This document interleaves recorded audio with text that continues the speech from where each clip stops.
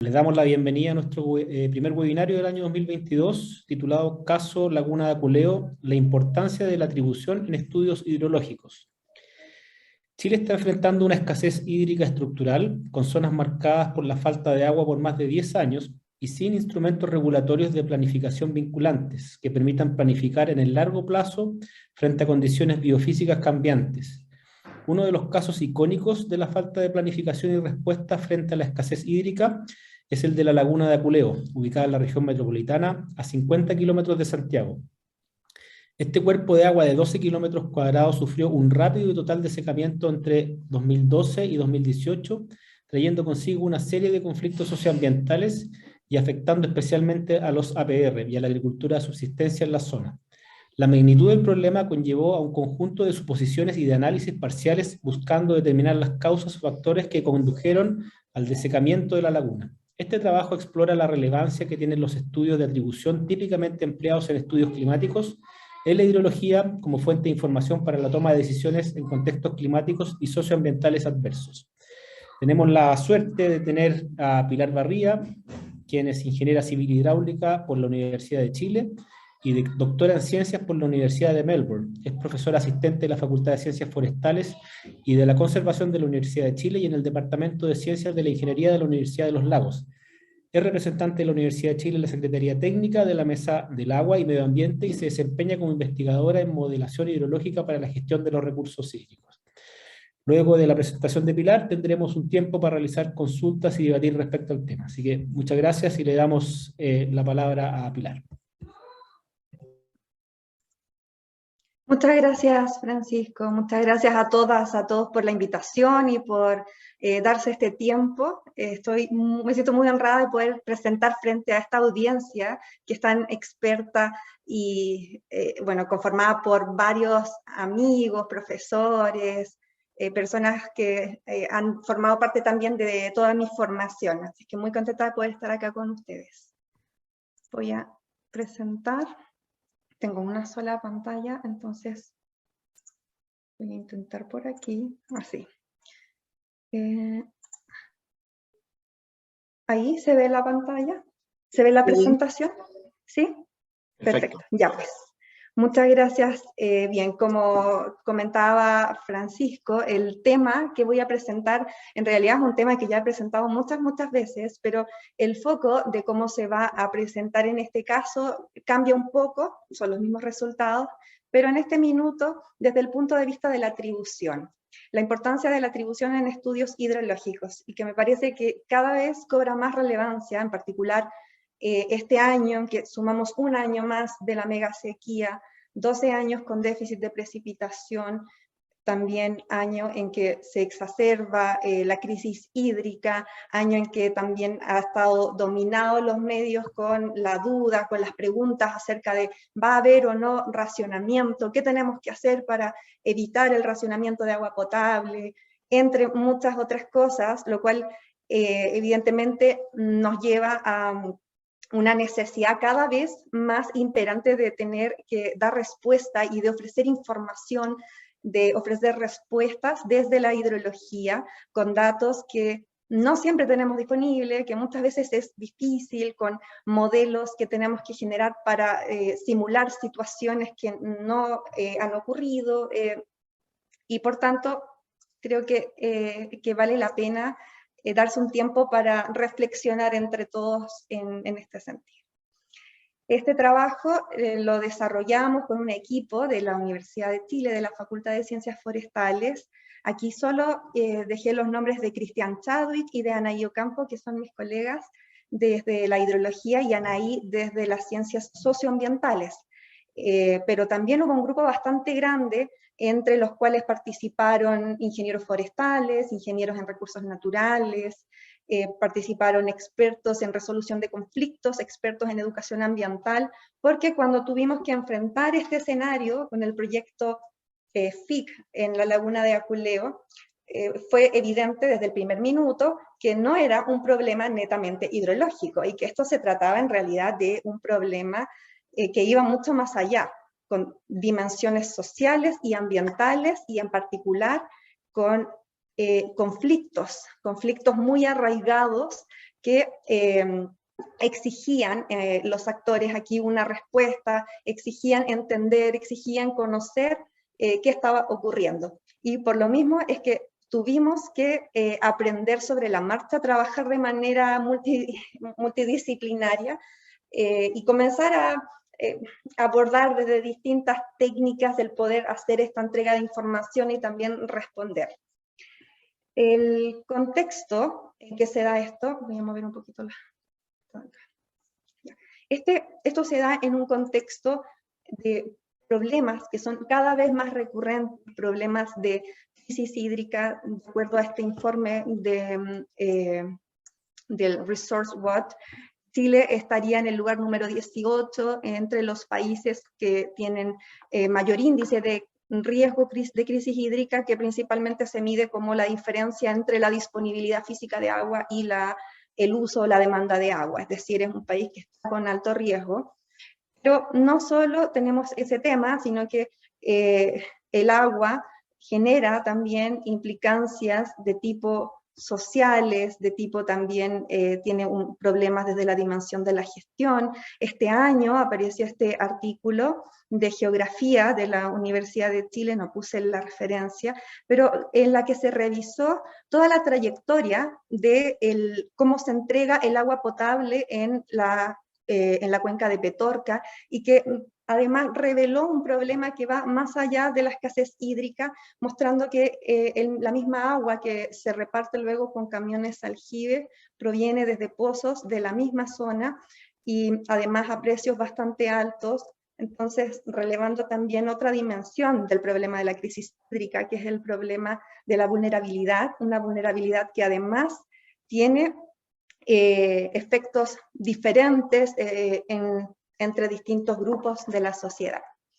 Pero también este año en particular ha sido bastante crítico en cuanto a la disponibilidad hídrica, y eso también se puede verificar, por ejemplo, con este mapa que muestra las comunas que están en este minuto con escasez hídrica o decretos de escasez hídrica por parte de la Dirección General de Aguas. Más del 50% de la población, entiendo que en este minuto está residiendo en comunas con escasez hídrica. Es decir, el problema se ha propagado, es algo frente a lo cual ya nadie es indiferente porque nos está tocando directamente.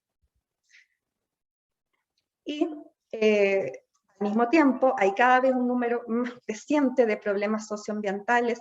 No es solo el agua para, por ejemplo, la productividad o para agua potable, sino que también estamos viendo efectos o impactos de la megasequía en los bosques o en los ecosistemas, que a la vez también son sostenedores del ciclo hidrológico y que exacerban el problema. Por ejemplo, el browning o esta situación en que el bosque muestra un color mucho más café, que se evidencia a través, por ejemplo, de los índices vegetacionales con las imágenes satelitales. Esto también es un artículo de hace un par de años, creo que del año pasado, que muestra ese efecto en los bosques nativos de la zona central de Chile, y que también aumentan la presión que hay sobre los recursos. Y en este contexto, entonces, surge cada vez más esta necesidad de entender por qué ocurren estos eventos. Y esto no necesariamente es con el afán de poder buscar culpables o buscar, en el fondo, quién es responsable, sino que más bien es porque si es que ustedes o quienes toman decisiones tienen que en este minuto decidir, por ejemplo, invertir en alguna obra de infraestructura, o si tenemos que decidir en utilizar algún tipo de medida que puede ser muy impopular, o comenzar a generar, por ejemplo, prorrateos, o poder decidir sobre algunas medidas, esas decisiones se deben tomar con base en conocer cuáles son las causas de ese problema. Es distinto si una situación se debe a un evento puntual que va a terminar este año y que el próximo año ya no va a continuar, a si estamos enfrentando un problema de tipo estructural, un problema que sabemos que tiene una cierta persistencia y que va a continuar.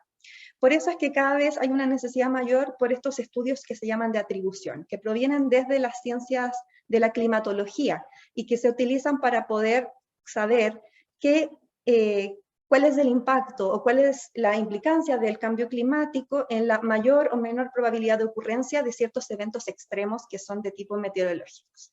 Y cada año aumentan este tipo de estudios para conocer, por ejemplo, qué tanto influye el cambio climático en las olas de calor o en algunas tormentas, en crecidas y en sequías.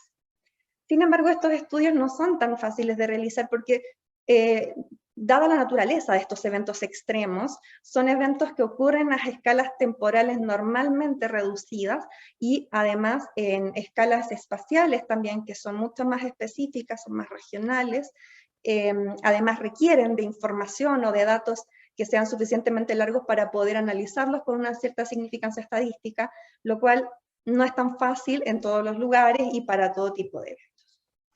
Ejemplo de cómo luego este tipo de ciencia de la atribución se ha ido aplicando a otros, digamos, a otras disciplinas, no solo la climatológica. Está el caso, por ejemplo, del lago Urmia, que también ha sufrido un desecamiento muy importante, y no es el único, sino que hay varios lagos de tipo salinos que han sufrido reducciones importantes durante las últimas décadas en distintos lugares del globo. Aquí podemos ver en este artículo se hace una revisión que es bastante interesante, donde los muestra y además plantea los distintos ejercicios de modelación que se han realizado para poder entender las causas. Y estos, en buscar las respuestas de qué causó, por ejemplo, en el caso del lago Urmia, su desecamiento, hay varios artículos que están acá en el lado izquierdo, son por lo menos 6, que indicarían o sostienen que el riego o el aumento de la extracción de agua para riego es la principal causa que explicaría este desecamiento. Por otra parte, también hay al menos 4 estudios que indican que si bien el riego tiene un impacto, el factor que explica en mayor variabilidad o la mayor variabilidad o la mayor parte de este desecamiento sería factor climático y sería en parte atribuido a cambio climático. Entonces, ejemplos como estos están ocurriendo y las diferencias son por distintas razones, pero principalmente es porque este tipo de análisis se hace a partir de modelación. La modelación hidrológica o la modelación de sistemas climáticos, de cualquier sistema, es una estimación, es una aproximación a lo observado y está afecto a incertidumbres. La labor que tenemos quienes trabajamos en modelación es intentar reducir esa incertidumbre y también comunicarla.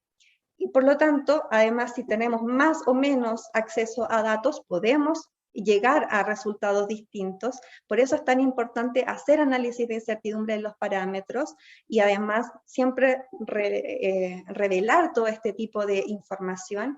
Y por otra parte también, algunos de los trabajos pueden diferir por el método en que, cómo se analizan. Vamos a profundizar un poquito más en eso después. Otros ejemplos más cercanos es el lago Titicaca y Popó del Perú y de Bolivia, en el cual también se hace un análisis de estos lagos y se determina a través de modelación hidrológica. En este caso se utilizó el modelo WEP, que es el Water Evaluation and Planning Model, el mismo modelo que se utiliza para los planes estratégicos de gestión hídrica en Chile. En este caso se hizo análisis de escenarios para poder revisar cuál es el impacto de la variabilidad climática, cuál es el impacto del riego en la reducción, principalmente en este caso es en la fluctuación de los niveles de los lagos, y se llegó a la conclusión de que en el caso del lago Titicaca un 80% de la variación de los niveles se debe a variabilidad climática y un 20% a el impacto del riego, mientras que en el lago Poopó es 65% variabilidad climática y 35% riego. Es mayor el riego porque el segundo lago depende de más tributarios, entre ellos depende de tributarios que también provienen desde el Titicaca, entonces tiene mayor sensibilidad a lo que ocurre también en esa otra cuenca. Y este análisis también muestra que hay un cambio de uso de suelo, un cambio de uso de suelo que de todas maneras no es tan grande como en otros lugares, pero sí ha habido un aumento de al menos un 4% de la superficie agrícola, y eso se asocia, por supuesto, a un aumento del riego, principalmente por cultivos. Ese aumento del riego tiene impactos en los afluentes. En este gráfico se muestra cómo cambia el escenario si es que uno analiza los afluentes sin riego, que sería la curva continua, y cómo sería en realidad los afluentes cuando consideramos el caso con riego. Se hace esa comparación, análisis con y sin riego. Al hacer esas simulaciones, luego ellos analizaron la comparación de las curvas de excedencia e identifican que las mayores diferencias se dan para aquellos caudales que tienen mayor porcentaje o probabilidad de excedencia, es decir, para los caudales más bajos. Cuanto más bajo es el caudal, podemos identificar que hay mayor diferencia entre la condición sin y con riego, y que eso se exacerba para el lago Poopó, porque también, a la vez depende también de los afluentes de otra cuenca que también tiene riego. Más ejemplos, hay bastante, cada vez están en aumento. Otro caso fue, por ejemplo, el caso de la marea roja, en que también hay un estudio que indica la principal causa podría haber sido las descargas de salmones en las costas del sur del país, mientras que hay también un par de estudios que indicarían que el factor climático tuvo bastante relevancia, en particular la exacerbación del anillo del sur o del SAM, que es el Southern Annular Mode, bastante conocido, que por producto del impacto, bueno, producto del cambio climático, está aumentando eso, generando varios impactos, en particular en la precipitación. Tiene también incidencia con reducción porque genera una desviación de las tormentas hacia el sur, evitando entonces que alcancen las costas del país, pero también generó un impacto en surgencias de agua en las costas que finalmente producirían este afloramiento de las algas. Sin embargo, hay distintos informes con distintas conclusiones. Y aquí puse también otro ejemplo más reciente en que se analiza el impacto de los cambios de uso de suelo, en particular del bosque nativo en relación a las plantaciones forestales, cuál sería su impacto frente a escenarios de cambio climático en la cuenca del río Cauquenes, que es una cuenca que tiene una alta participación de plantaciones forestales dentro de sus actividades. Es decir, este tipo de estudios cada vez están en aumento.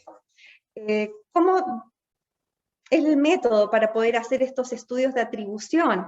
No hay un método único, sin embargo, en la literatura se ofrecen ciertas recomendaciones de cómo debería hacerse, y estas en general coinciden al menos en estos 4 pasos.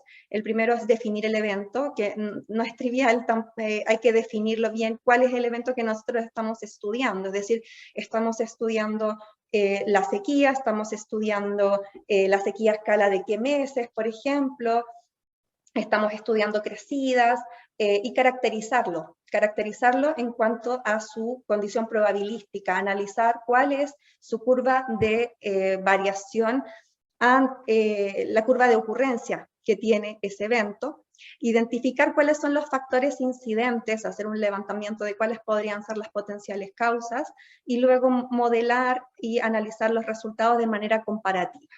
Eso por lo menos deberían ser los 4 pasos para los estudios de atribución. En el caso de la cuenca Laguna de Aculeo, nosotros nos encontramos con un escenario, como les comentaba antes, de mucha efervescencia social. Había bastante enojo por parte de la población, porque justo el año que nos acercamos al territorio, llevaba la población rural, en particular quienes se abastecían de la APR, por lo menos un mes sin agua o con cortes de agua, lo cual por supuesto que los tenía bastante molestos. Y tuvimos también la suerte de que el estudio lo desarrollamos en conjunto o en paralelo con un acuerdo voluntario de gestión de cuenca, liderado por la Agencia de Sustentabilidad y Cambio Climático. En el marco de ese acuerdo, dentro de los primeros talleres, nos sentamos con todos los actores, con la comunidad, y entre ellos fuimos levantando cuáles eran las hipótesis o los posibles factores que se revelaban o relevaban como posibles causas del desecamiento y de la falta de agua en general. Varios actores apuntaban a que el crecimiento de la superficie de cerezos, es decir, el aumento en la actividad agrícola, pero un cambio de agricultura entre cultivos anuales que típicamente se desarrollaban aquí en Aculeo, hacia cultivos de cerezos podían ser la causa. Habían sectores, también actores que indicaban a la sequía, que se estaba viviendo como una causa posible, pero también habían actores que indicaban a las parcelas de agrado, el aumento en la urbanización, en los terrenos, alrededor en particular de la laguna, con césped, con piscinas, y también un grupo no menor apuntaba a que el código de aguas o a que falta de fiscalización o incremento en la cantidad y en el volumen de los caudales de los derechos de agua otorgados habían finalmente generado el desecamiento de esta laguna. Nosotros trabajamos estos temas con la comunidad, partimos primero con un primer ejercicio de modelación. Si soy bien honesta, no era el objetivo en un principio en realidad hacer un análisis de atribución, sino que queríamos simplemente tener el modelo que permitiera luego entregar algunas respuestas a la comunidad. Sin embargo, tuvimos la oportunidad después de contar con el apoyo de René Garró, climatólogo de geofísica del CR2 de la Universidad de Chile, y él nos aportó en estas primeras conversaciones con una visión desde la climatología y nos preguntó, ¿qué tal si hacemos esto? ¿Qué tal si hacemos un estudio de atribución en este caso? Para lo cual tendríamos entonces que analizar estas causas por separadas, es decir, definir escenarios que nos permitan analizar cada una de estas causas y su impacto o resultado final en el balance hídrico. Así que comenzamos ese trabajo en conjunto para poder entender, en este caso, nuestro evento, o el evento que nosotros estábamos buscando analizar es el rápido descenso de los niveles de la laguna de Aculeo que ocurrió entre los años 2012 y 2019, que finalmente llevó al desecamiento total. Actualmente la laguna continúa seca. Cuenca de aproximadamente 150 kilómetros cuadrados, que tiene conexión con el lago. Nos encontramos con que el CHAC, o el sector hidrogeológico de aprovechamiento común, que sería toda la superficie delimitada por esta línea naranja, es más grande que la cuenca hidrográfica que drena agua hacia la laguna. Esto es porque esta es la delimitación de tipo administrativa, con la cual la Dirección General de Aguas, por ejemplo, permite que haya cambios en los puntos de captación, en los pozos de los derechos de agua de tipo subterráneos. Eso, en primera instancia, nos generó de inmediato algunas dificultades porque había varios actores que indicaban que podía ser incluso el riego de este otro sector el que podría estar generando el desecamiento de la laguna. No necesariamente solo el riego de estas subcuencas que son las que drenan hacia la laguna, sino que también podría haber sido Huiticalán. ¿Ya? Sin embargo, después hicimos el estudio hidrogeológico e identificamos que más bien el flujo va, que no hay aquí un flujo comunicante que sea significativo, pero me estoy adelantando. Este es entonces el escenario frente al cual comenzamos el trabajo. Delimitamos la cuenca, buscamos entonces dónde teníamos estaciones de mediciones de los niveles del lago, también teníamos una estación fluviométrica aquí en el río Pintué, que es uno de los principales tributarios a la laguna de Aculeo. Sin embargo, es también uno de los principales tributarios en realidad porque hay un dique aquí que permite que el agua se desvíe hacia la laguna, porque la laguna de Aculeo y esta cuenca tiene vocación agrícola, es una cuenca que tiene por mucho tiempo vocación de agricultura, en particular de cultivos anuales, y por lo tanto desde hace mucho tiempo también que ya existía este tipo de infraestructura para ir almacenando el agua en la laguna.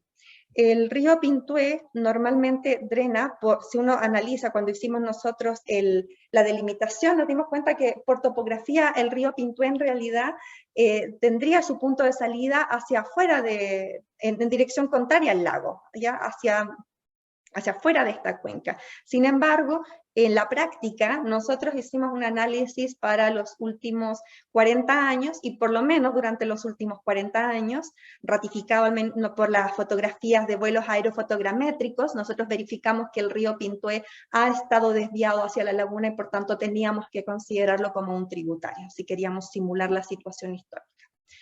Y comenzamos a trabajar con esto, dado que, bueno, vimos que estábamos frente a una hidrología cambiante, y esto es una situación regional, no es solo la cuenca del lago o la laguna Culeo, esta es la cuenca del río Maipo. Dibujamos este mapa usando los análisis del balance hídrico nacional para los últimos años, 2010-2015, en relación al periodo histórico 1985-2000, y se observa en gran parte de la cuenca que hay reducción importante de la escorrentía, también reducciones de la precipitación, y esto se evidencia a la vez en infraestructuras, por ejemplo, en el embalse La Paloma, que se han reducido los niveles, pero también en varios embalses. Cada año, cada mes, cuando uno va a ver los boletines hidrológicos de la Dirección General de Agua, vemos con preocupación cómo se reducen los niveles y los volúmenes almacenados en los embalses, y que también se ha traducido en descensos importantes en pozos y en los caudales. Entonces nos encontramos frente a un escenario que no es único de la cuenca de la laguna de Culeo para nada, es un escenario que genera cambios en la hidrología en una zona grande, en la zona central, hasta incluso la región de los ríos, en el sur del país. Nosotros decidimos enfrentar esto a partir de la modelación hidrológica para comenzar a entender qué estaba ocurriendo. Pero también, dado que se vinculaba la reducción de los niveles de la laguna con el aumento de los frutales, y eso a la vez se vinculaba con el aumento de las extracciones desde pozos alrededor de la laguna, partimos trabajando también con una caracterización conceptual y también un modelo numérico del acuífero en la cuenca laguna de Culeo. Esto no lo acoplamos, nosotros lo que hicimos fue trabajar, primero se hizo el modelo hidrogeológico, que lo desarrolló Blue Dot Consulting, en ese minuto Amparo, Edward y también Javier González, quienes nos apoyaron en esto, y luego hicimos un trabajo de pimponeo en el fondo, de que primero trabajamos con mis colegas en la hidrología superficial con el modelo WIP, entregamos insumos, con los insumos luego el equipo de modelación hidrogeológica trabajó en su modelo conceptual, numérico, obtuvieron algunas dudas que nosotros después planteamos también en el modelo superficial para finalmente calzar estos balances. Para ello, el equipo de Blue Dot partió analizando pozos, que entiendo, yo no soy hidrogeóloga, pero entiendo que esto es bastante estándar, ¿verdad? Para poder conocer, identificar primero el acuífero, que eso también fue una gran duda, es decir, tenemos un SAC, que es el sector hidrogeológico de aprovechamiento común, pero que es en realidad una división que se aproxima al tamaño del acuífero, con fines de tipo administrativo, para poder administrar el uso del agua. Pero para preguntas como estas, que son mucho más específicas, necesitábamos primero caracterizar el acuífero. Así es que ese equipo revisó aquellos pozos en los cuales teníamos información litológica, de habilitación, los niveles estáticos del agua, sus ensayos hidráulicos y de calidad, y con toda esa información caracterizaron el acuífero, hicieron también una estimación de los niveles que tenía el acuífero en la condición previa al transiente. Utilizaron, por supuesto, también un DEM, y en particular con el fondo FIC que teníamos en ese minuto, se hizo un análisis de gravimetría en el sector sur-oriente de la laguna de Aculeo, que es el sector donde habían algunas dudas respecto de si acá estas líneas de rocas superficiales que se ven a ambos lados, en la parte norte y en la parte sur, si continuaban o no, si podía haber quizás un flujo en este sector. Por lo tanto, acá se tomaron 3 sondajes eléctricos verticales, solo 3 porque el fondo no permitía más, así que ahí se hizo esto, y con esos sondajes eléctricos verticales, más la interpretación desde los pozos, más la información geológica, se hizo primero una delimitación de la zona de contacto roca-relleno para ubicar dónde estaba el acuífero, y el tamaño, por supuesto, de este acuífero. Dieron varias secciones, y entre estas secciones se identificó que se puede a grandes rasgos tener o identificar al menos 3 unidades geológicas, una unidad geológica que aquí se distingue con este color gris, que es de tipo arcillas, un acuitardo, que tiene baja permeabilidad. Luego está el acuífero propiamente tal, con los coluvios, y también hay algunos acuíferos acá que son de tipo, déjenme ver, que se llama roca fracturada, sí, acuífero inferior y roca fracturada. Estas son las principales unidades que se observan en la laguna de Aculeo. Este perfil es el perfil que cruza la laguna, es decir, estaría más o menos en este sector, ese es el perfil.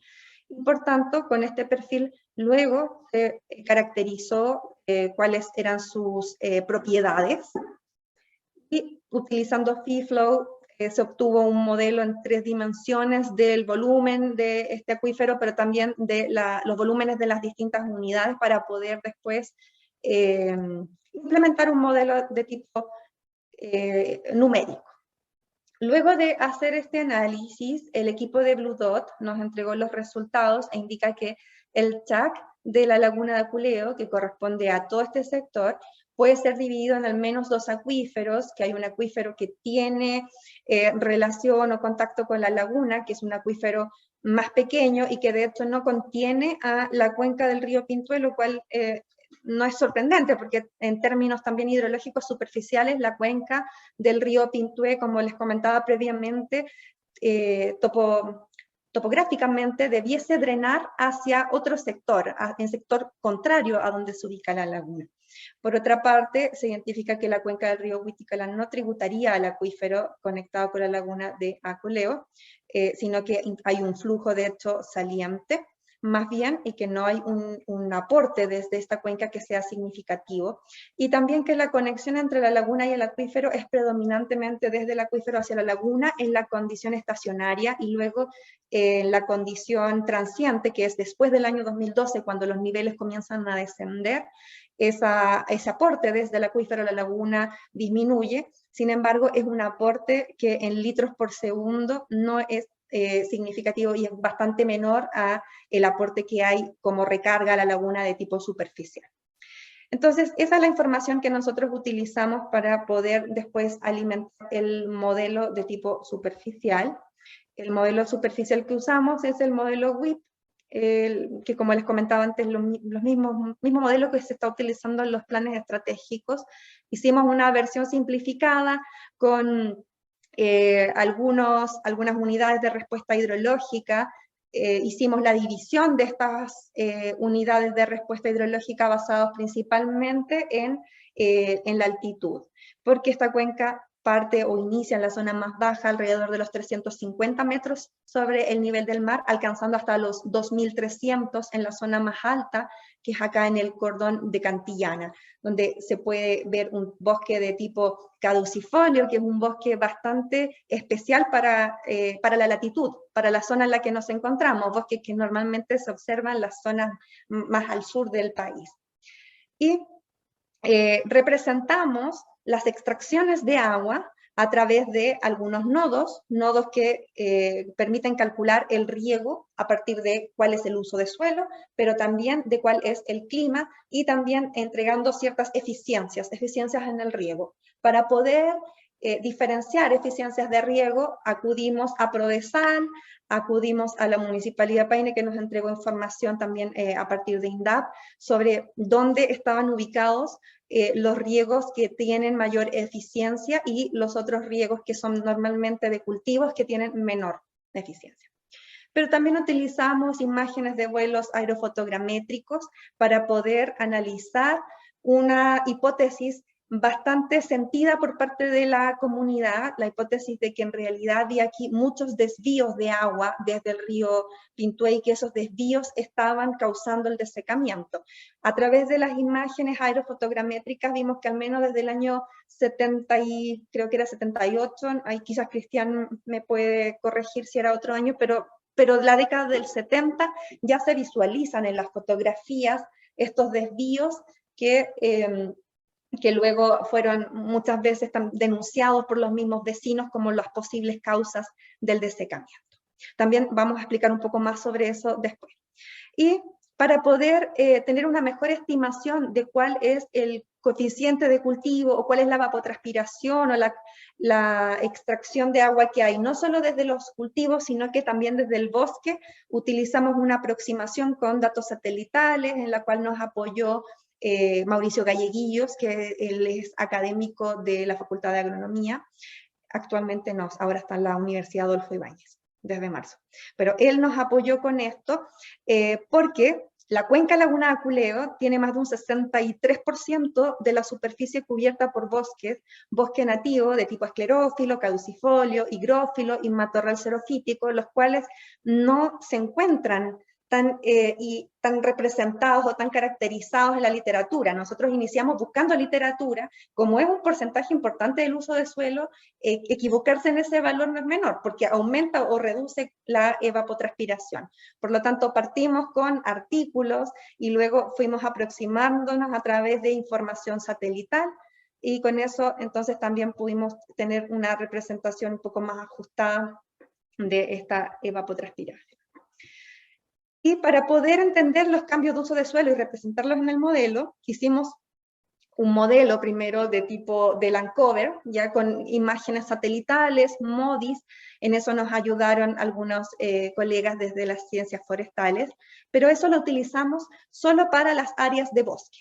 Y luego, para las zonas donde hay cultivos agrícolas, las zonas donde hay actividad humana, lo que hicimos fue fotointerpretar. Encontramos que era la mejor manera porque los modelos no logran simular estos cambios que ocurren a escalas más reducidas. Aquí los frutales, por ejemplo, ocupaban en algún sector 50 hectáreas, pero hay parcelas de agrado que son de media hectárea, en las cuales los píxeles de información satelital no logran realmente identificar de manera precisa. Así es que por precisión lo que hicimos fue esa zona fotointerpretarla, luego también usamos vuelos de dron, también cruzamos esto con información de los catastros disponibles, con información de los Prodesal que están en la zona, y después hicimos una validación con la gente de la zona. Presentamos estos mapas en grande en el marco del acuerdo voluntario de gestión de cuenca, y así los mismos vecinos nos fueron ayudando en algunas partes donde, por ejemplo, teníamos, qué sé yo, un cultivo y nos decían nuestro cebolla, entonces fuimos con eso mejorando la representatividad. Esto lo hicimos para el año 2006, 12 y 18, de esa manera solo tenemos 3 años y entre esos nosotros luego usamos regresiones lineales para poder obtener los cambios de uso de suelo en la cuenca. Vemos que en el tiempo lo que ocurre es que hay un aumento importante de las propiedades de parcelas de agrados, que son las que aquí se identifican con el color naranja. Hay un aumento en los frutales, pero esto es a costa de que hay una reducción importante en los cultivos de tipo anual. Eso es una realidad en la cuenca Laguna de Aculeo, que también es un tema que se está trabajando aún en el marco del acuerdo, el que ha habido una migración hacia las ciudades, hay una reducción de los cultivos agrícolas porque había muchos agricultores que utilizaban agua desde la misma laguna para riego y esos canales hace mucho tiempo que ya no están funcionando. Entonces, ha habido migrando el uso hacia las aguas subterráneas o hacia el acuífero, pero eso tiene un costo al cual no todos pueden acceder. Luego, esta información la ingresamos al modelo y con eso pudimos obtener cuáles son los consumos, las extracciones de agua. Nos acercamos, es una aproximación, no es un valor preciso ni exacto, porque es algo que se calcula a partir de cuánto van cambiando las superficies de uso de suelo y cuánto va cambiando el clima y por lo mismo cuánto cambia la humedad de suelo y los requerimientos de riego con una cierta eficiencia. Sin embargo, hasta la fecha, bueno, a esa fecha no había un control de extracciones, entonces uno no tenía, bueno, como en todos lados en realidad, poca información sobre cuánto es la extracción efectiva. Por otra parte, acá nosotros presentamos lo que ocurre en cuanto al clima. La precipitación de la cuenca típicamente del orden de los 550, 540 milímetros por año durante los últimos 10 años tuvo una reducción de cerca de 38%, y eso si lo llevamos a caudal o a cantidad de agua, una reducción de cerca de 800 litros por segundo menos que hay disponible en la cuenca solo por esta reducción de la precipitación, que por supuesto después es algo que se exacerba por otras condiciones también, porque hay un impacto en los mismos cultivos, al haber condiciones más secas en el suelo, se requiere más riego, por ejemplo, al estar el bosque en una condición más seca también eso hace que una lluvia en general tienda primero a ser capturada por el suelo y no a escurrir, por ejemplo, entre varios otros procesos hidrológicos que son bastante más complejos. Pero a escala macro hay una reducción de la precipitación y también el volumen de la laguna. Contábamos con algunos caudales medidos, los caudales del Pintué, pero bastante poco, no hay tanta información, y de los otros esteros definitivamente no hay mediciones. Nosotros partimos con un modelo de Eridanus, ahí trabajamos con Eduardo Rubio, que también es parte del equipo de este FIC, quien nos entregó una primera versión del modelo, la cual después nosotros modificamos, incluyendo, por ejemplo, los cambios de uso de suelo, incluyendo la información del bosque nativo, incluyendo la información de los tipos de riego, ahora no me acuerdo qué más, pero varias otras cosas. Y con eso hicimos un cálculo o estimación del balance hídrico. Este cálculo o estimación de balance nos indica que, por ejemplo, los ingresos de agua por escorrentía superficial a la laguna eran del orden de los 800 litros por segundo, y que el caudal desde el acuífero es del orden de 13 litros por segundo. Era en la condición estacionaria, y en la condición transiente, que está entre paréntesis, que se ve bastante poquito, pero aquí dice 0, y que en la condición transiente la escorrentía disminuyó a 400 más o menos litros por segundo, es decir, hubo una disminución importante. Y claro, esto es considerando todos los efectos o todas las condiciones que hay en la cuenca. Ya parte de eso podría ser por extracciones, sí, y parte de eso también es por la precipitación.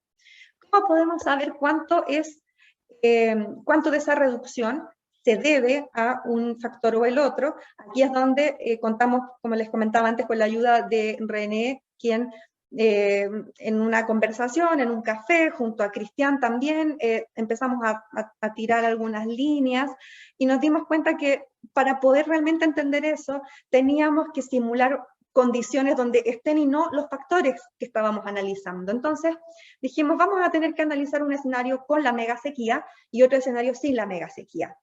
Para eso había que generar clima estocástico, porque la condición sin megasequía no existe, solo tenemos el dato de la precipitación de lo que ocurrió en el periodo histórico.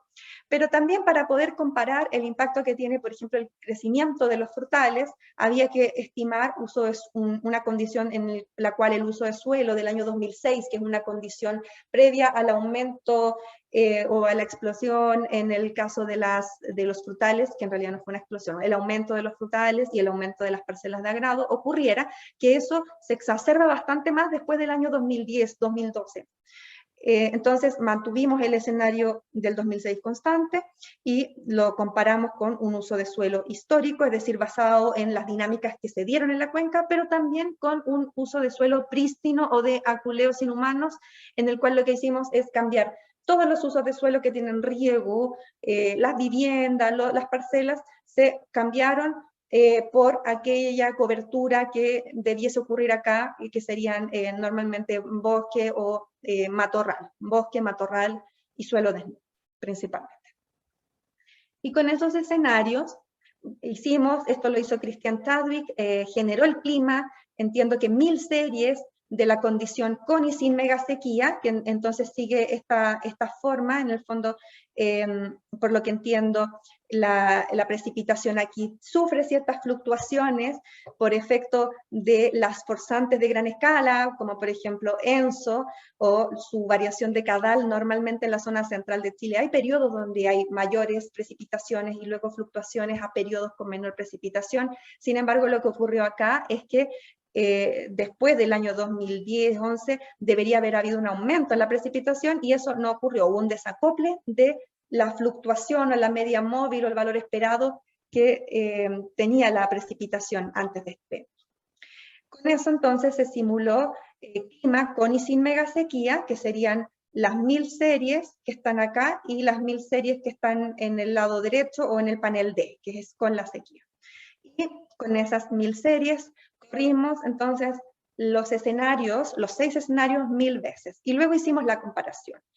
Si quisiéramos comparar el impacto que tiene la megasequía, hay que comparar la primera, bueno, esta segunda columna con esta tercera columna. Y si quisiéramos analizar cuál es el impacto que tiene el cambio de uso de suelo, deberíamos comparar esta primera fila con esta segunda fila.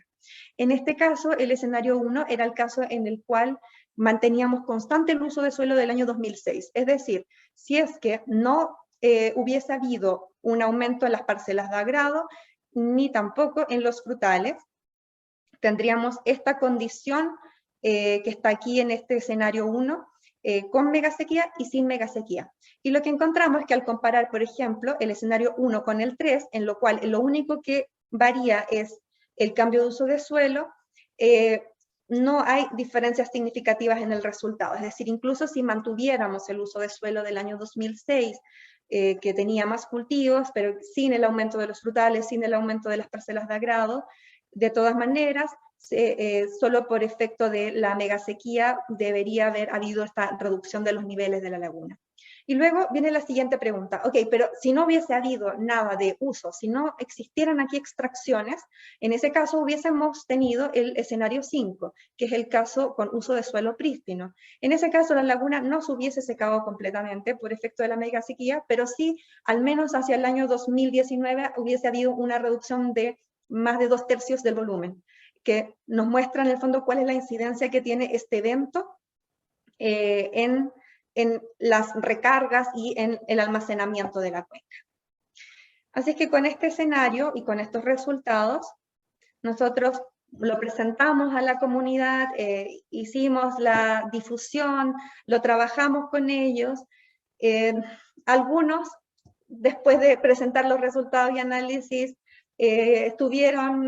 no sé, nos hicieron algunas preguntas, prueben esto, prueben el otro escenario, probamos todos ellos, pero de todas maneras hay todavía dudas y hay todavía ciertas aprensiones por parte de la comunidad respecto de cómo se puede abordar este tema.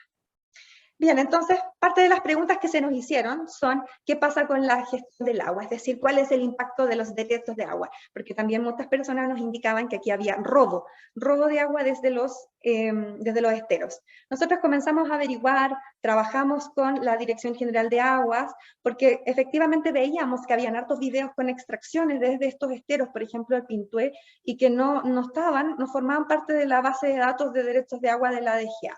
Entonces, aquí nos dimos cuenta que esto se debía en parte porque aquí hay derechos de agua que son de tipo SAG, que fueron asociados a la reforma agraria, y esa reforma agraria, además de tener ciertos predios, también incluía el agua para el riego que no siempre tiene indicado el punto de captación, ni tampoco cuál es el caudal, sino que es agua para regar tantas hectáreas.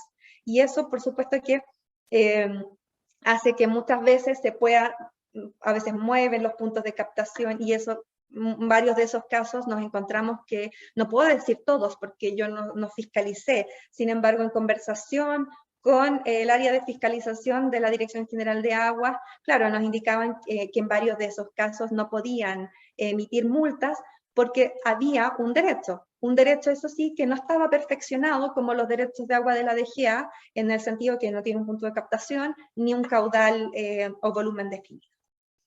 Para comparar esto, entonces, nosotros hicimos el ejercicio utilizando una estimación. 1 litro por segundo por hectárea, porque, como les decía, no todos los predios de los derechos de agua SAC tienen un caudal específico, sino que es agua para regar una cierta superficie. Por tanto, utilizamos esa aproximación, 1 litro por segundo por hectárea, que es un valor bastante, entiendo, aceptado en el mundo agrícola, y nos dimos cuenta que si es que estuviese toda esta cantidad de agua otorgada, habría una extracción o derechos superficiales del orden de 1.400 litros por segundo y 337 de tipo subterráneo, es decir, sobre 1.800, más o menos 1.800 litros por segundo otorgados en la cuenca, si consideráramos todo esto. Y actualmente, de acuerdo a la estimación que nosotros hicimos del modelo, lo que se extrae es aproximadamente del orden de 830 litros por segundo. Con esa extracción, entonces, podemos ver que el balance hídrico indicaría eso por la superficie que hay en este minuto de riego. Es decir, hay mucho más derechos de agua otorgados que los que se utilizan, y de hecho hay derechos otorgados desde la laguna que no se utilizan hace mucho tiempo. Luego hicimos entonces otro escenario, otro cálculo, hicimos un escenario de tipo distópico. ¿Qué hubiese pasado si todos los derechos de agua concedidos en la cuenca hubiesen estado en uso? Porque también se indicaba que como hubo un aumento en la cantidad de derechos de agua que se otorgaron cerca de la década del 90, eso podría haber generado el desecamiento de la laguna. Nosotros nos encontramos con que independiente de con o sin megasequía, que sería sin megasequía, con megasequía, la laguna, si se hubiese estado utilizando toda la cantidad de agua otorgada desde mucho antes, porque estos son derechos de agua que se otorgaron en la laguna varios antes de la década del 90, no hubiese tenido agua desde mucho antes. Es decir, al menos no podíamos atribuir desecamiento a esa causa. Y finalmente, lo que nosotros subrayamos de este análisis es que hay un desbalance, hay un 38% menos de precipitación, hay un aumento también en el consumo del agua de 15,2%, sin embargo, cuando nosotros hacemos la comparación a través del análisis de estudio de atribución, vemos que las causas asociadas al clima o a la megasequía son del orden de 10 veces mayores a los factores que se asocian al aumento del consumo de agua. Sabemos que en la cuenca la agricultura es el principal consumidor de agua, pero los consumos no han aumentado significativamente en las últimas décadas. Cuando uno revisa esto, de hecho, al disminuir los cultivos anuales, lo que ha ocurrido es que hay menos extracción de agua para la agricultura. Y esto también es un tema relevante que ha estado analizando mi colega Anaí Ocampo, y es que cómo también ha afectado y las diferentes vulnerabilidades que hay en la cuenca, porque quienes han podido mantener sus extracciones y su trabajo, en este caso son los frutales, y que de hecho han podido incluso aumentar superficie. Sin embargo, ese aumento de superficie y ese aumento de consumo, en realidad, de nuestro análisis, no debiese ser suficiente para explicar el desecamiento de la laguna. A la vez ha habido un aumento en el consumo de agua por parte de parcelos de agua y condominio. Nosotros hicimos un análisis bien preliminar donde comparamos una hectárea de césped versus una hectárea de cerezos, por ejemplo, y nos encontramos con que el césped consume incluso un poco más de agua que el cerezo, primero por el coeficiente cultivo que tiene, pero también porque es algo que se riega en general muchos más meses del año en comparación a los cultivos. Y finalmente, eso, que el análisis de sensibilidad y el análisis que realizamos con los escenarios nos indica que sin el periodo de la megasequía, sin considerar este descenso de la precipitación, la laguna no se habría secado, solo por el aumento de las extracciones de agua. Y eso, acá nada más que un mensaje que en realidad es para nosotros que estábamos haciendo modelación, la importancia de poder entregar la información de manera muy clara, de poder trabajar con la comunidad, poder levantar muchos más datos, porque al menos en nuestro caso nos ayudó muchísimo contar con otro tipo de información que a veces uno no la considera cuando trabaja en modelación porque no es tan precisa, pero por ejemplo, los levantamientos de Prodesal, de los tipos de eficiencia ayudan bastante más a mejorar lo que uno tiene de los catástrofes agrícolas, o también el trabajo con las imágenes aerofotogramétricas permiten también poder identificar algunos aspectos de la hidrología y de la característica de la cuenca de periodos previos donde no tenemos información, ayudando, si bien eso no nos permite a nosotros hacer un ejercicio de validación propiamente tal, desde el punto de vista estadístico, sí nos ayuda a ir tomando ciertas determinaciones, porque la modelación, hay muchas decisiones que hay que tomar en varios de los parámetros y en la estructura, en cómo planteamos el problema. Eso, muchas gracias. Pilar, agradecerte la presentación por el tiempo que nos estás dando para presentar los resultados de este excelente trabajo. Yo no tenía la oportunidad de leerlo en detalle, aclaro eso. Entonces voy a parafrasearte primero, a ver si, para que tú me digas si estoy en lo correcto o no. A ver, yo creo que tú nos entregas una conclusión y tu equipo una conclusión bien relevante que yo voy a tratar de resumirla. Si estoy en lo correcto, yo habría esperado tal vez que la reforzaras más. Entonces, allá te invito, si es que estoy en lo correcto. Yo entendí que finalmente, de las razones que pueden estar explicando la situación actual de Laguna Culeo, las variables derivadas al clima explican 10 veces más lo que está pasando hoy día en la laguna que las variables de gestión y de uso de agua. Eso entendí. El clima, claro, explica 10 veces más el desecamiento de la laguna si lo comparamos con los aumentos en las extracciones de agua. Con aumentos en las extracciones de agua, ok. O sea, de lo que ha pasado desde el comienzo de este cambio, de este periodo transitorio que tú llamaste, digamos, inicio de la sequía, ¿cierto? El clima ha sido 10 veces más responsable del punto al que llegamos, hoy, que el aumento de extracción de agua que se ha producido desde el 2010, digamos, hasta ahora. O sea, yo creo que ese es un hallazgo relevante, que me imagino que ha causado polémica como tú lo mencionaste, pero es un resultado del estudio y lo encuentro relevante. Lo otro también que entendí, que no lo he visto que se haya divulgado suficientemente bien, es que el río Pintué estuvo desviado hacia la laguna desde hace décadas. Por lo tanto, entendería yo que la condición de línea base no era tan línea base, o sea, no era régimen natural. Claro. Lo que recuerda la gente, ¿cierto? Era una situación que no era régimen natural, que tenía un incremento en el flujo del agua por la desviación del río Pintué hacia la laguna, que normalmente eso no hubiese ocurrido en régimen natural.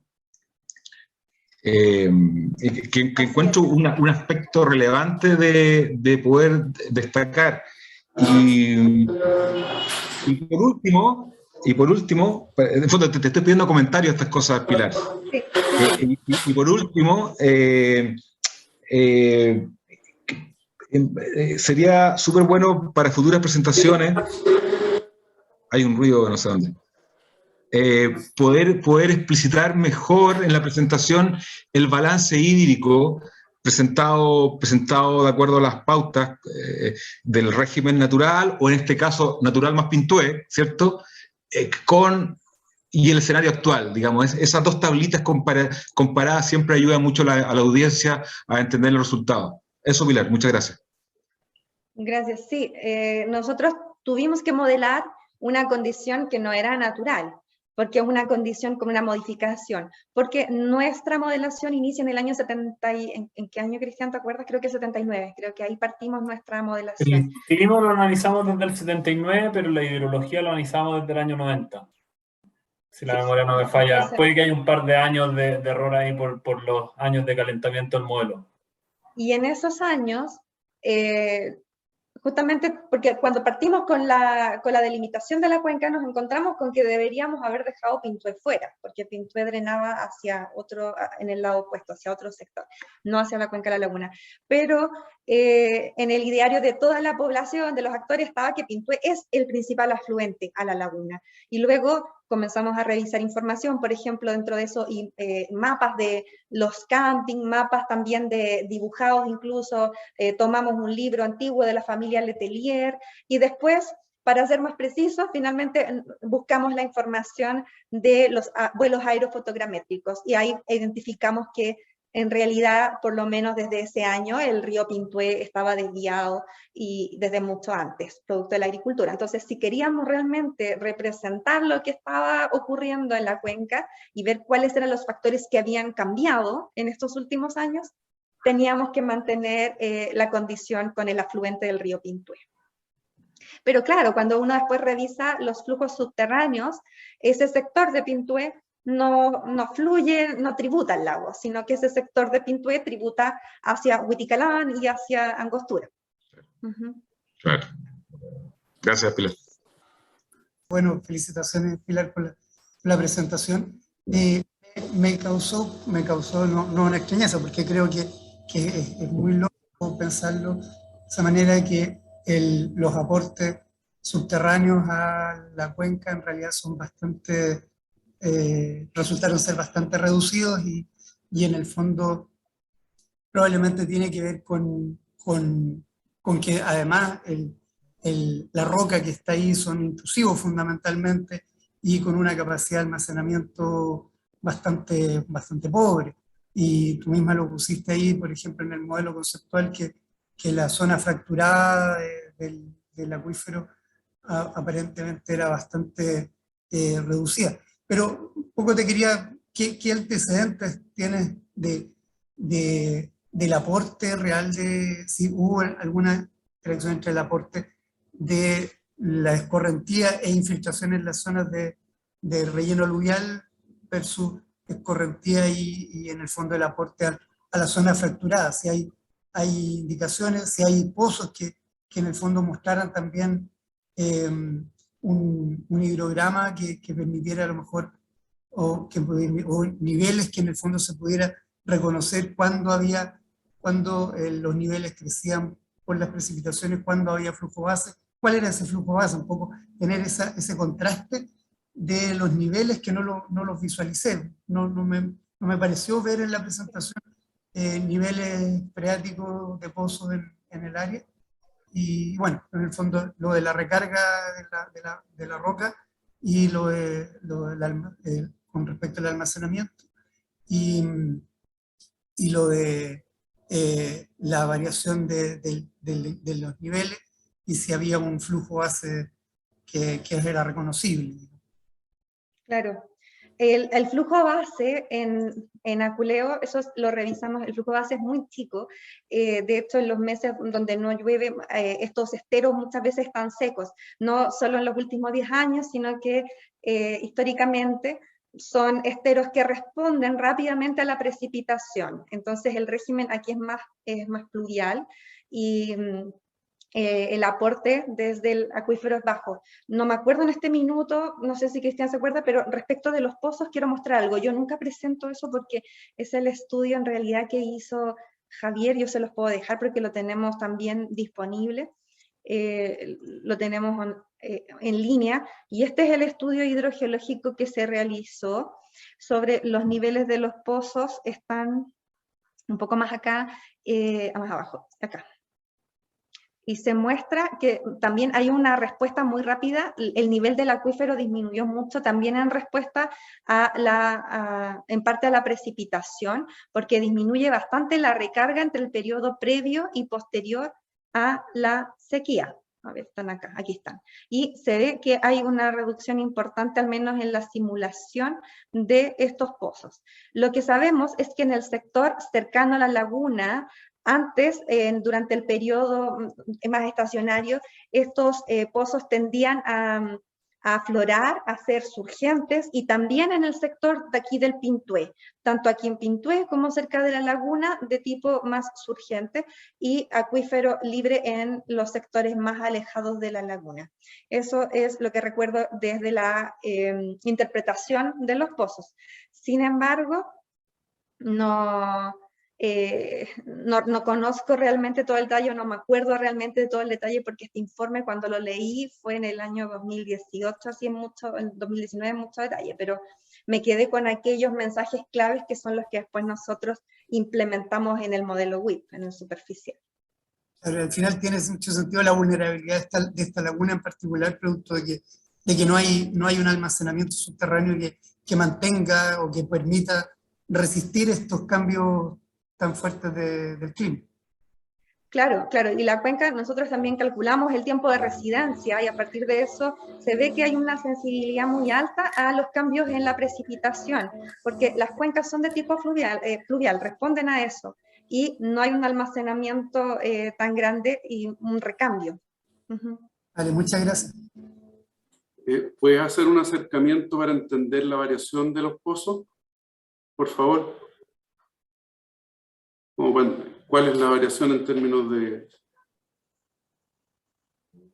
No alcanzo a leer tan rápido. Gracias. Ahí lo dejo. Estamos hablando de 5, o sea, como 25 metros, algo así. La variación, sí. Hay algunos pozos... A 40 metros. Hay algunos pozos donde se encontraba una variación de hasta 50 metros entre el pre y el post. Sí. Ok, gracias. Sobre 50. Carmen Luz Aguayo hace 2 preguntas que no están directamente expresadas en tu presentación, Pilar, pero a lo mejor puedes tener una idea de cómo ayudar a su respuesta. Dice que quisiera saber si la situación de la laguna Culeo podría revertirse y si los resultados que están a la vista se podrían tomar, que en base a esos resultados si se podrían tomar medidas en otros cuerpos de agua que se puedan ver afectados como el lago Peñuela. Sí, nosotros hicimos también un análisis de escenarios. Y ese análisis de escenario también lo hicimos frente a cambio climático y probamos estas alternativas. Son alternativas que primero nosotros levantamos desde el punto de vista más técnico, pero después también levantamos a partir de encuestas a los actores, les preguntábamos a ellos cuáles eran aquellas alternativas que visualizaban y luego que las rankearan en el fondo según según la visión de cuáles serían mejores de implementar. Dentro de ellas, les comento, en un principio incluso estaba, por ejemplo, expropiación de los derechos de agua, y la verdad es que a pesar de que sonaba mucho en los talleres, después cuando le preguntamos a los actores cada uno por separado, quedó como dentro de las últimas, no estaba tan arriba dentro de las preferencias. Las que tenían mayor preferencia son estas, habían otras también, pero que no aportaban caudal. ¿Ya? Era esta, que es la conexión de un canal, que es el canal Aguilino de los excedentes de riego, que podía ser o 700 o 1000 litros por segundo entre mayo y julio, que son los meses en los cuales esa agua no se utiliza. Ese es un proyecto que estaban levantando los agricultores de la zona. Para ello estaban buscando fondos para revestir el canal y para desviarlo, porque hay una parte al final, cerca de la salida de la laguna, donde podría hacerse esa conexión. Otro escenario que evaluamos también es aumentar la eficiencia de riego de cultivos y también disminuir la cantidad de césped en las parcelas de agrado, dejando solo un 20% y otro porcentaje con otro tipo de vegetación como plantación, como xerofítica, vegetación de la zona. Lo que encontramos es que para el periodo histórico, con estas alternativas se podía llegar, incluso con la mega sequía, a tener hasta un 56% del volumen del lago. Es decir, más de la mitad del lago se podría recuperar, por supuesto, después de unos años, por supuesto, después de acondicionar la laguna, porque el lecho de la laguna en este minuto tiene mucha basura, hay restos de animales, entonces eso evidentemente requeriría un trabajo más, pero si analizamos algunos escenarios como estos, que serían en el fondo eficiencia en el uso del agua, combinado con un aumento de la oferta a través de los excedentes de riego en estos meses, que son todas alternativas propuestas por los mismos actores, uno podría llegar a recuperar al menos un buen porcentaje del volumen, y eso incluso frente a escenarios de cambio climático. Eso sí, cuando lo analizamos frente al escenario 8.5 de cambio climático, que es un escenario más pesimista, que tiene mayor carga de gases de efecto invernadero, de todas maneras, la laguna no podría mantenerse y se desecaría hacia finales de siglo, según estas simulaciones que realizamos. ¿Y la otra pregunta? Bueno, esto muestra que, claro, en realidad no todo se puede hacer extensivo a a otras cuencas o a otros lagos, porque cada una tiene condiciones distintas. Nosotros siempre repetimos esto de que la cuenca Laguna de Aculeo es una cuenca que tiene más de un 60% cubierto con bosque nativo, y hay un área que está protegida. Eso genera condiciones que son distintas. Hay condiciones normalmente de mayor retención de humedad, por ejemplo, que otras cuencas. Entonces, no necesariamente lo que uno propone acá puede generar el mismo impacto en otro lugar. Sin embargo, eficiencia en el uso de todas formas que tiene impacto, y también en algunos casos la eficiencia no es suficiente, sino que se necesitan otras fuentes de agua. ¿Y otra pregunta, no? No hay otras manos levantadas, pero Alejandro Gómez, no sé si tiene a la vista el chat, hace un comentario que existen antecedentes que este es un fenómeno que ocurrió antes en el Holoceno y que en el fondo está documentado, y que la laguna posteriormente se recuperó. Exacto. Sí, bueno, de hecho nosotros también cuando hicimos los análisis frente a cambio climático, como la mega sequía no está simulada por los modelos de cambio climático, sino que estos indican en el fondo niveles de precipitación que son para este periodo 10, 15% menos que la media, pero no 38, veíamos que había una recuperación con la precipitación. Sin embargo, aquí tenemos que considerar algo, y es que parte de esa mega sequía, por lo menos un cuarto, de acuerdo al estudio de atribución que hizo René Garro con su equipo, se puede explicar por cambio climático, y por tanto esa parte o ese porcentaje del evento no se debiese revertir. La otra parte, que es variabilidad, podría revertirse. Hay una pregunta que probablemente la puede responder tal vez alguien de tu equipo, que hace Eduardo Andrés Mella, que dice: ¿qué método se ocupó en el WIP? Pues existe un método de riego solo y el método de precipitaciones correntivas. El soil moisture, que es el de humedad de suelo, usamos ese método, que calcula el riego, permite estimar el riego a partir de las condiciones de humedad de suelo que hay en las unidades de respuesta hidrológica. Sí. No sé si alguien tiene otra pregunta que quiera aprovechar el tiempo. Aquí levante la mano. Sí, Orlando. Pilar, aquí de nuevo. Si tenemos que hacer así un súper resumen, pareciera que podríamos, que lo que sale del estudio de ustedes es que si las condiciones climáticas o meteorológicas, pluviométricas, desde el 2010 hasta ahora, se mantuviesen, a esta cuenquita le tenemos que llevar 1000 litros o 800 litros de afuera, o esta laguna, o si no, esta laguna no se recupera. Así dicho bien ácido, ¿no? Entiendo que con 706 ese análisis, ¿o no, Cristian? Corrígeme. Hicimos más de uno, no recuerdo cuál era el específico. Pero por lo menos de lo que se dijo, había bajado de 800 a 400. Por lo tanto, con 400 litros ya tendría ahí un soporte. Sí, claro, es que esto es de mayo a julio. No es todo no es como, si uno de eso lo lleva a promedio anual, claro, te bajaría, ya, o sea, ya. Estamos hablando, redondeando, ¿sabes? Nosotros trabajamos modelos, sabemos las incertidumbres con las que estamos hablando, ¿no? Pero hablemos de medio cubo, hablemos de 500 litros, para no pelear. O sea, o le llevamos 500 litros, o la laguna no reaparece si se mantienen las condiciones climáticas de la última década, ¿cierto? Eso pareciera que es como la cosa del dato duro que sale. Y es un dato. Yo creo que hoy día cuando hay, con razón, hay tanta preocupación en la sociedad por el tema del agua, datos duros nos permiten comenzar a entendernos, a entender la magnitud del problema, ¿cierto? Porque si le ponemos métrica, vamos a poder afrontar las soluciones y no engañarnos con falsas soluciones porque no la hemos cuantificado. Así que este es un primer dato. Y comparto también el comentario que alguien hizo, no retuve el nombre, respecto a que la laguna, por supuesto que sí, que tuvo condiciones parecidas a esta en tiempos recientes. Al comenzar a modelar desde el 79 en adelante, se pierde el periodo crítico de la década del 50 y se pierde el periodo crítico de comienzos del siglo XX, hacia 1910, 1915. Ahí menciono dos periodos no tan largos como este, pero similares a este, y eso seguramente está reflejado en las paleorriberas, en fin, se podría revisar. Pero claro, como no sabemos cómo viene esto para adelante, pero lo concreto es que si se nos revierte el clima ahora, o le llevamos agua o vamos a tener la laguna seca. Nada, quería comentar eso. Gracias, Pilar. Exacto, sí, sí, aquí no se logra recuperar solo con eficiencia, por ejemplo. Nosotros por eso también mostramos este gráfico donde vemos el efecto o la contribución en el fondo de las tres medidas, que sería esta gráfica de aquí, donde mostramos el porcentaje de contribución que tiene cada una de las medidas, y el aquilino es cerca del 80-90%, y la eficiencia sería esto que está acá arriba. 20, 15. Gracias, Pilar.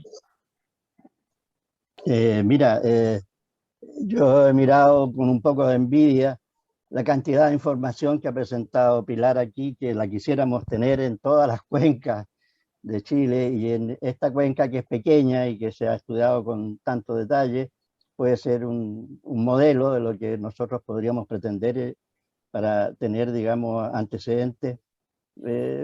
No solo de los modelos, sino de un montón de variables que están disponibles ahora y que además han servido para ciertos ejercicios un poquito, digamos, de contribución académica. Lo que yo quisiera resaltar del estudio es que digamos, para lo que es práctico, al final se proponen algunas soluciones que son muy acertadas. Está planteada conceptualmente la dirección de las soluciones del problema. Y en ellos, digamos, hay que resaltar el aumento de la eficiencia, ¿no es cierto?, y el cambio del uso del suelo, que son factores básicos principales. Y también quisiera rescatar, que está mencionado en el estudio, la contribución que puede dar las organizaciones de regantes, que, digamos, en la medida que se organicen y tengan más capacidad de gestión, pueden ser una contribución extraordinaria en la solución de los problemas. Pero lo que yo quisiera destacar nomás y mencionar, que lo he mencionado otras veces, es el estudio que hizo la Comisión Nacional de Riego para trasladar aguas de la cuenca del Cachapoal hacia la laguna. Y esos estudios están, digamos, vigentes. Fue bastante extenso, lo hizo una empresa de California con una empresa chilena, y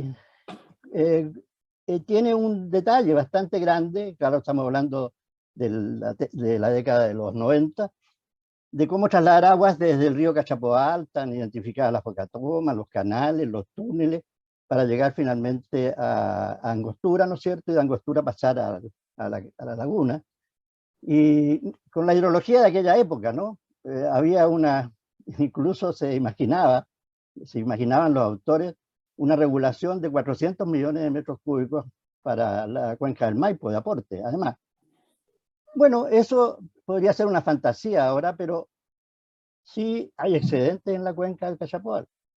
Hay excedentes en canales, en otros canales de lo mencionado, que llegan en cercanía a la laguna. De tal manera, y además, hay excedentes de invierno en la cuenca. Yo he visto algunos casos de estadísticas hidrológicas y verdaderamente en estos periodos de la mega sequía, la regulación que se ha requerido es una regulación de noche, no estacional en algunos casos, en la cuenca alta del Cachapoal. Entonces, quiero hacer llamar la atención sobre ese proyecto y cómo convendría actualizarlo, mirarlo y verlo, porque no es lo mismo, ¿no? Todo como ha progresado, toda la infraestructura y todos los problemas que uno puede encontrar en este traslado, pero que hay agua, arriba hay agua. Y claro que hay algunos problemas. Hay problemas respecto de derechos, pero sí los excedentes existen. Mi llamado es nomás que para acentuar una solución de ese tipo, que en cantidades de millones de metros cúbicos posibles son excelentes. Eso nomás. Gracias. Gracias, don Luis, por su intervención. Yo voy a darme a mí mismo la palabra. Tengo dos preguntas, para lo cual voy a compartir pantalla para poder expresarla mejor. No sé si se ve mi pantalla. ¿Ya? Sí. tenemos la laguna, tenemos el río Maipo, la zona Isla Maipo, la zona del Monte, Talagante y hacia la desembocadura en Melipilla. Tengo dos preguntas. Una, tú mostraste que en esta zona se hizo una campaña geofísica con gravimetría, que eran 2 o 3 secciones buscando el angostamiento de estos cerros y unos TEM en este sector. No me dio la impresión que dijiste el resultado de a qué profundidad se encontraba la roca. Mi impresión desde la mirada como hidrogeológica es que aquí debe haber una garganta, un vertedero que hace una laguna como un gran embalse subterráneo hacia aguas arriba, pero no tengo la confirmación porque no vi el resultado.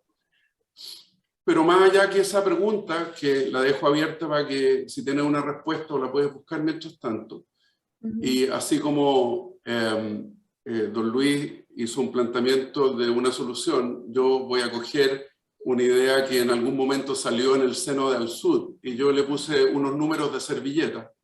Pero en este sector de aquí sí existe un umbral, que es la mirada de la desembocadura del río Maipo, en lo que responde a la gran cuenca o el embalse subterráneo de la plataforma de la región metropolitana como el valle intermedio que existe en este sector del país, ¿cierto? Que su única desembocadura, su única salida es este angostamiento en la zona de Isla Maipo, ¿ya?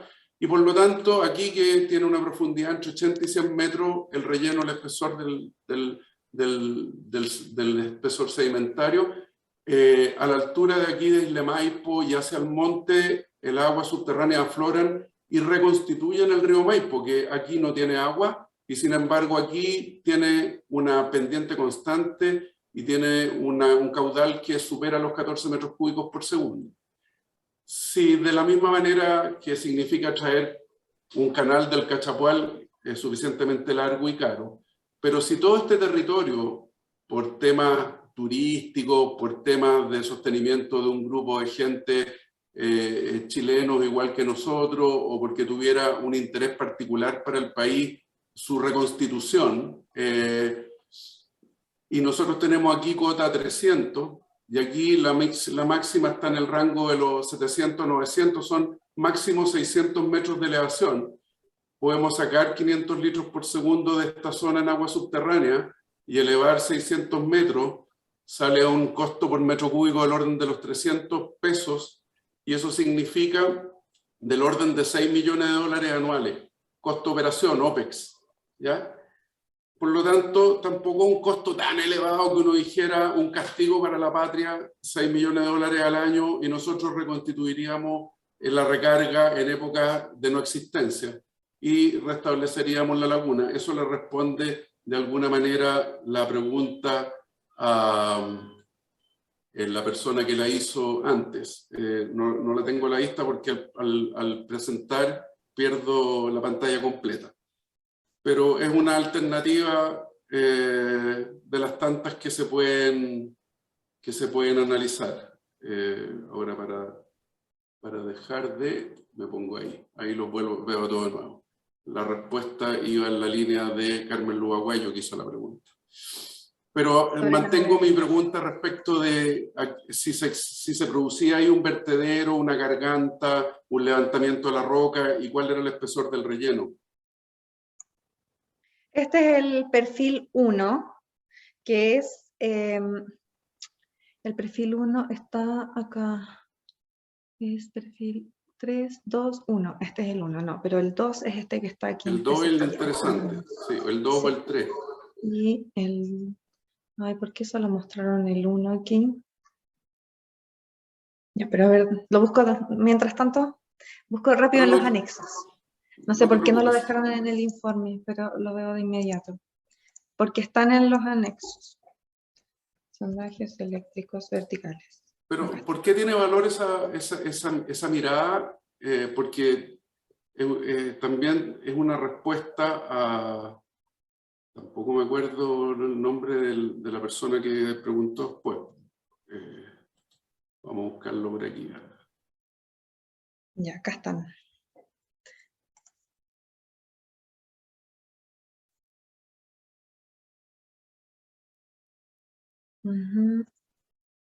¿Sergio Iriarte era o no?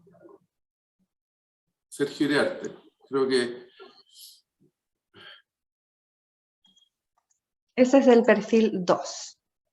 Y en la columna de la izquierda, que son las profundidades, tenemos la roca 210 a 270. Sí. 60 metros, que es una profundidad bastante limitada, ¿te fijas? Entonces es muy probable que ahí se produzca un levantamiento. De hecho, ahí hay un pequeño levantamiento en la zona central, que habría como que analizarlo. Pero hacia atrás debe haber una profundización que hace un hoyo, digamos. Y eso mostraría que la laguna es una representación superficial de una acumulación subterránea que se mantiene, que obviamente ha bajado a nivel en lo que vimos de los descensos de los pozos, pero que en definitiva hay un volumen contenido, digamos. Sí, efectivamente. Eso sí, recuerdo que fue parte de las conclusiones de este estudio y por eso se hicieron los sondajes acá, como para entender justamente si se ocurría o no este seguimiento de la roca en el acuífero. Pero nosotros no evaluamos ese escenario, el de la recarga desde las aguas subterráneas, ese no lo evaluamos. No sé, Cristian, si quieres comentar algo al respecto. Y solo decir que si uno quisiera optar por eso, habría que evidentemente ver el beneficio social de algo así, punto 1, y punto 2,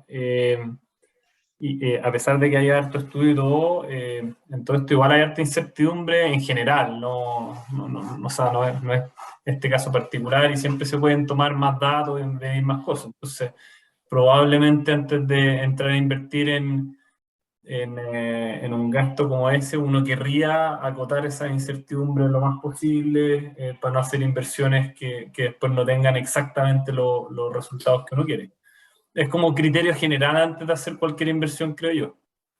Lógico, por eso yo dije que si hubiera un interés público o un interés de referencia para el país, digamos.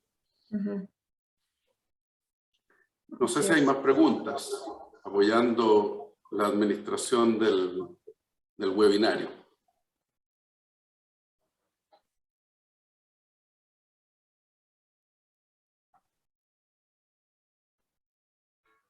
Si nadie más, yo tengo una más. Muy bien, dale. Insisto, si nadie más, si no, le damos paso a alguien más. Claro, yo esta laguna no la he estudiado con la profundidad que ustedes ni de cerca, pero la he mirado. Y claro, siempre pensé que esta laguna era mixta, epigénica e hipogénica, es decir, que tenía un componente epigénico importante, recargado desde arriba, pero también un componente hipogénico, es decir, un sostén hidráulico del acuífero. Y de los datos que ustedes mostraron de los pozos, que nos mostraste luego, creo que en un anexo, en el informe de hidrogeología. Claro, cuando uno ve descensos del orden de 25 metros, la pregunta que uno se hace es si, dado el nivel de demanda, dado el nivel de intención de demanda, para ser más específico, que ya tiene esa subcuenca, si el aporte epigénico va a ser suficiente para restablecer el espejo de agua que tuvo no hace 100 años, sino que hace 40. Esa es una duda relevante que yo tengo. Dicho en simple, que si el acuífero sigue por allá abajo, 25 metros abajo, aunque empiece a llover normal, la laguna no va a alcanzar la superficie que tuvo, por decir, en el año 70, o 80 incluso si quieren. Esta es como una preocupación, una preocupación profesional que surge de esto, de los números que usted ha mostrado súper interesantes, y que darían ganas, por eso yo mencioné, de ver bien el balance hídrico pre-2010, o ¿cierto? Y el balance actual, y ahí poder resolver esta gran cuestión que tengo en la cabeza. Sí, y remato con esto, yo me atrevería a decir que si en los años 80, dejémoslo ahí, en los 80, el nivel del acuífero era somero, digamos medio metro, 1 metro, y hoy día están 25, yo dificulto que con una pluviometría normal, se recupere a los niveles que tenía antes del 2010. Eso, me atrevo a hacer esa afirmación. Sí, no, el balance, bueno, muestra que el aporte superficial era, no me acuerdo, Cristian, ¿te acuerdas tú si era 30 veces mayor pero mucho mayor al subterráneo, incluso en periodo previo a la, esto estaba buscando ahora el artículo, porque esas cosas, los números precisos no los tengo ahora aquí en la memoria, pero hicimos ese análisis de cuánto era el balance o el aporte desde el acuífero, y el superficial es muchas veces mayor al subterráneo. De todas formas, cuando hicimos los análisis con un clima normal, claro, no se recupera de inmediato el nivel anterior que tenía la laguna, porque efectivamente también hay que recargar acuífero, porque también ha habido una reducción muy importante en la recarga a estas napas subterráneas. Así es que tardaría un poco más de tiempo. Pero cuando hicimos un análisis suficientemente largo, sí lográbamos recuperar. En el fondo, después de unas décadas porque hicimos varios ejercicios de este tipo. Y sí se podía llegar a recuperar. Ahora bien, con una representación muy simplificada del acuífero, porque en el WIP el acuífero es un cubo con un volumen, entonces no es lo mismo. Pero calibramos esa relación entre nivel acuífero, nivel laguna, con este cubo para el periodo histórico, basados en los análisis del estudio conceptual hidrogeológico.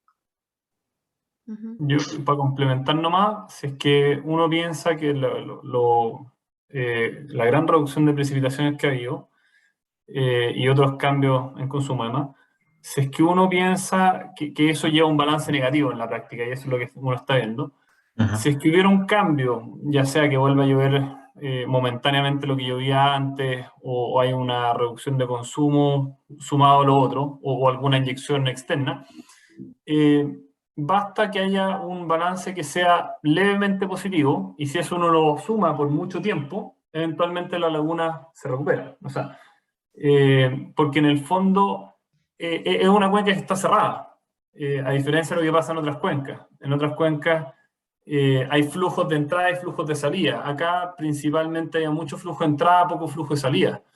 Es más o menos endorreica. Entonces, basta que el balance empiece a ser positivo para que tarde o temprano uno esperaría que la laguna se recupere. El cuán rápido se recupera va a depender de cuán positivo sea o no el balance. Pero tal vez en un nuevo punto de equilibrio, eso es lo que yo quería puntualizar. Que se recupere, pero que encuentre un nuevo punto de equilibrio más bajo que el punto que tuvo en los 80. Ese era el punto. Pero gracias por la respuesta, súper claras. Lo más probable es que sí, porque también hubo un aumento en el bombeo. Y ese aumento en el bombeo va a continuar respecto del periodo anterior. Entonces, por mucho que se recargue el acuífero con los niveles previos, hay una mayor extracción.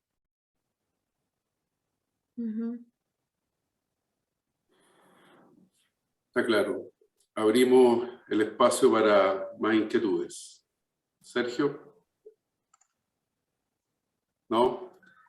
¿Alguien más tiene alguna consulta o algo que aportar?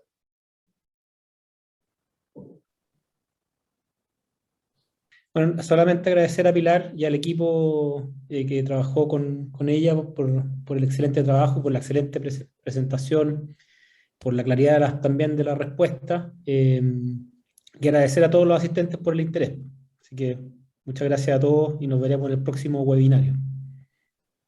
Muchas gracias a ustedes por la invitación y por quedarse hasta esta hora. Muchas gracias.